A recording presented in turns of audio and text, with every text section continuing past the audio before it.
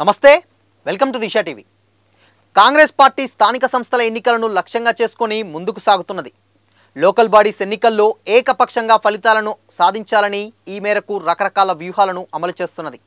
ఈ ఎన్నికల్లో విజయం సాధించడం వల్ల రాజకీయంగా మరింత సుస్థిరతను సాధించవచ్చని అంచనా వేస్తున్నది। ఇప్పటికే అసెంబ్లీ లోక్సభ ఎన్నికల్లో బీఆర్ఎస్ కు గట్టి దెబ్బ తగిలింది। ఓట్ బ్యాంక్ సైతం భారీగా పడిపోయింది। ఇక స్థానిక సంస్థల ఎన్నికల్లోనూ ఆ పార్టీని గట్టి దెబ్బతీయాలని కాంగ్రెస్ పకడ్బందీగా వ్యూహాన్ని అమలు చేస్తున్నది। ఇప్పటికే అమలవుతున్న సంక్షేమ పథకాలతో పాటు కొత్తగా మరికొన్నింటిని ఇంప్లిమెంట్ చేసేందుకు సిద్ధమైంది। ప్రజలకిచ్చిన హామీలను ఒక్కొక్కటిగా నెరవేరుస్తూ స్థానిక సంస్థల ఎన్నికల్లో సత్తా చాటాలని కాంగ్రెస్ ప్రయత్నిస్తున్నది। గ్రామాల్లో సర్పంచ్ల పదవీకాలం ముగిసి సంవత్సరం కావస్తున్నా గ్రామాల్లో ప్రత్యేకాధికారుల పాలనే కొనసాగుతున్నది। ఈ క్రమంలో సంక్రాంతి తర్వాత స్థానిక సంస్థల ఎన్నికలు నిర్వహించాలని ప్రభుత్వం నిర్ణయానికి వచ్చినట్లు సమాచారం। అందుకే దానిని టార్గెట్ గా పెట్టుకొని ప్రజలకు ఎన్నికల్లో ఇచ్చిన ప్రధాన హామీలను అమలు చేయాలని ప్లాన్ చేస్తున్నది। ముందుగా ఎంపీటీసీ జెడ్పీటీసీ సభ్యుల ఎన్నికలను నిర్వహించాలని ప్రభుత్వం డిసైడ్ అయినట్లు సమాచారం।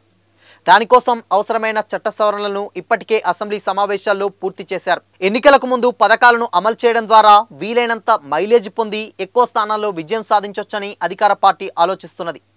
అందులో భాగంగానే ఇందిరమ్మ ఇండ్లు, రైతు భరోసా, వ్యవసాయ కూలీలకు నెలకు 1000 రూపాయలు, కొత్త రేషన్ కార్డుల ప్రక్రియ ప్రారంభం, పెండింగ్లో ఉన్న మాజీ సర్పంచుల బిల్లుల విడుదల వంటివి ప్లాన్ చేస్తున్నది। ఈ నెల 28న కాంగ్రెస్ పార్టీ వ్యవస్థాపక దినోత్సవం సందర్భంగా వ్యవసాయ కూలీలకు నెలకు 1000 రూపాయల చొప్పున ఇచ్చే పథకాన్ని ప్రభుత్వం శ్రీకారం చుట్టనుంది। 6 నెలలకు సంబంధించి మొత్తాన్ని 6000ను ఒకేసారి ఇవ్వనుంది। దీనికోసం లబ్ధిదారుల గుర్తింపు ప్రక్రియ వేగంగా జరుగుతున్నది। ఇక ఎన్నికల ముందు ప్రభుత్వం హామీ ఇచ్చిన 6 గ్యారంటీల్లో రైతు భరోసా ప్రధానమైంది।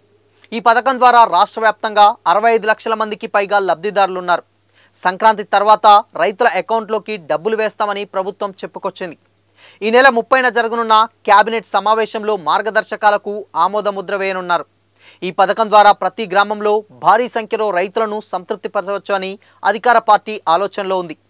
10 ఏళ్లలో ఇండ్ల నిర్మాణంలో విషయంలో బీఆర్ఎస్ వ్యవహరించిన తీరుపై గ్రామాల్లో తీవ్ర వ్యతిరేకత నెలకొన్నది।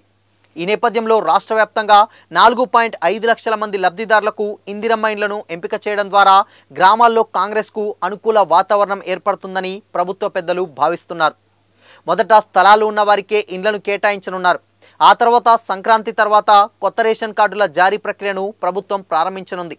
అలాగే మాజీ సర్పంచుల పెండింగ్ బిల్లును సైతం విడుదల చేయాలని ఇప్పటికే నిర్ణయం తీసుకున్నది। దీంతో కొన్ని సంవత్సరాలుగా బిల్లులు రాక ఇబ్బందులు పడుతున్న మాజీ సర్పంచుల్లోనూ కాంగ్రెస్ పట్ల సానుభూతి ఏర్పడే అవకాశం ఉందని భావిస్తున్నారు।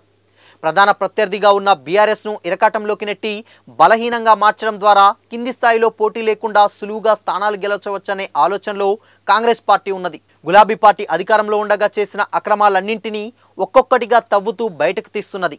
ఈ క్రమంలోనే ఫార్ములా ఈ కారు రేసు కేసు నమోదైంది।